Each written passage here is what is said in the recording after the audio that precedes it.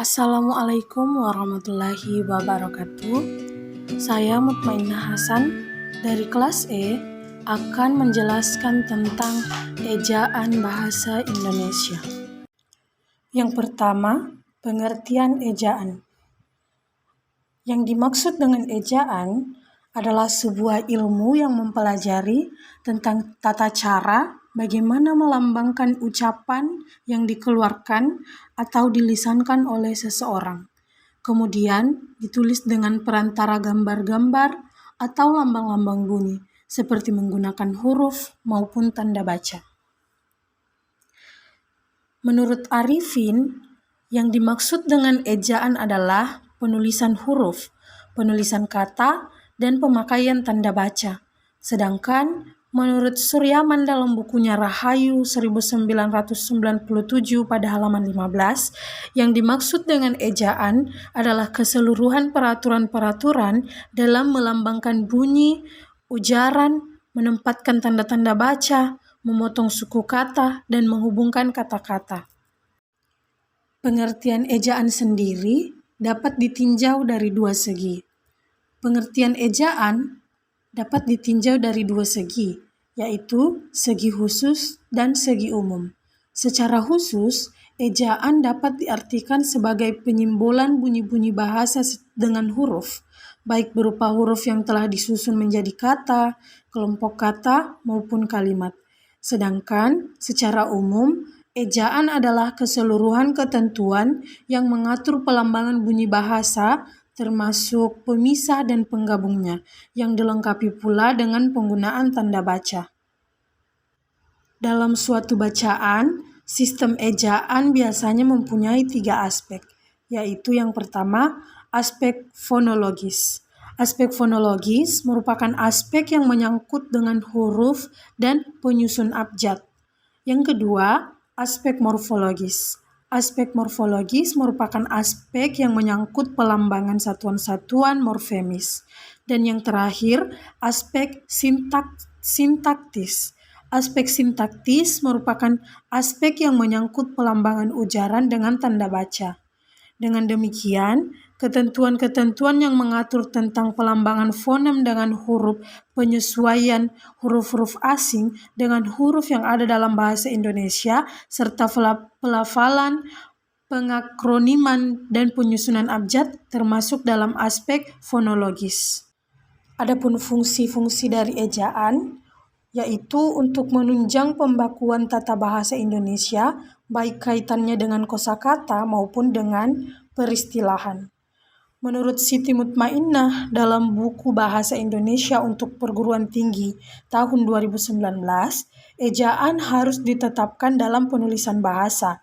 Ejaan memiliki sejumlah fungsi penting, yaitu yang pertama, sebagai landasan pembakuan tata bahasa, penggunaan ejaan dalam penulisan bahasa akan membuat tata bahasa yang digunakan semakin baku. Yang kedua, landasan pembakuan kosakata serta istilah tidak hanya membuat tata bahasa landasan semakin baku, ejaan juga membuat pemilihan kosakata dan istilah menjadi lebih baku.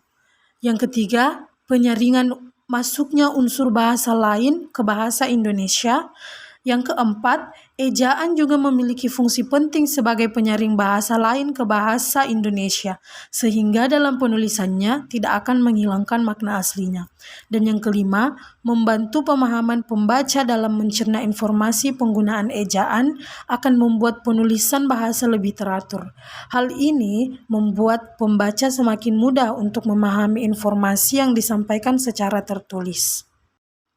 Fungsi ejaan yang utama adalah untuk menunjang pembakuan tata bahasa Indonesia, baik kaitannya dengan kosakata maupun dengan peristilahan.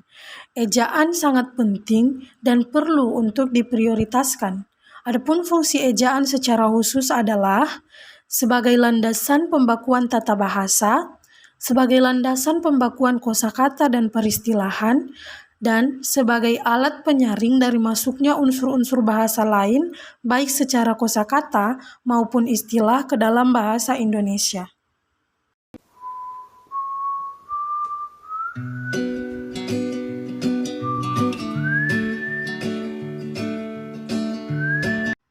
Aspek-aspek dalam ejaan. Ejaan biasanya memiliki 3 aspek, yaitu aspek fonologis yang dimana di dalam sebuah kalimat ada yang menyangkut penggambaran fonem dengan huruf dan penyusunan abjad. Yang kedua, aspek morfologis yang dimana di dalam sebuah kalimat ada yang menyangkut penggambaran satuan-satuan morfemis. Dan yang ketiga, aspek sintaksis di mana di dalam sebuah kalimat ada yang menyangkut penandaan ujaran berupa tanda baca. Adapun tugas yang bisa diberikan adalah tugas berupa problem solving atau penyelesaian masalah. Contohnya, 1. Amatilah teks di bawah. Sayuran dan buah adalah makanan sehat, kaya serat yang penting untuk tubuh. Kekurangan serat akan menimbulkan masalah pencernaan atau masalah kesehatan lain. Mengonsumsi sayur-sayuran segar setiap hari juga mampu mengatur berat badan tetap stabil. Maka dari itu, pembiasaan makan sayur dan buah-buahan harus selalu ditanamkan pada anak sejak kecil. Olehnya, kita sebagai manusia harus menjaga tubuh agar tetap sehat dan berolahraga setiap hari.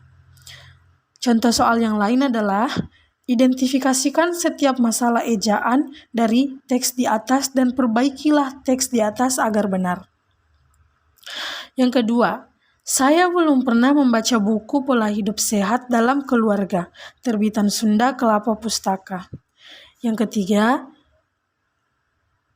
saya baru saja antri di ruang administrasi sekolah untuk mengumpulkan akte kelahiran saya. Tetapi saya berpikir kalau hal itu tidak perlu. Jadi saya menghampiri Wahyu untuk menagih hutang dia yang sudah nunggak. Maka dari itu, saya memarahi dia sambil mundur ke belakang dan berkata, "Kamu harus membayar sekarang." Saya bertanya, kenapa dia susah dihubungi? Lalu ia menjawab, HP-nya tidak aktif. Seperti terdapat masalah pada kalimat di atas. Jadi identifikasi masalah dari teks di atas dan lakukan perbaikan pada teks tersebut. Itulah tadi beberapa penjelasan tentang ejaan bahasa Indonesia dan fungsi ejaan. Saya mengucapkan banyak-banyak terima kasih atas perhatiannya. Terima kasih.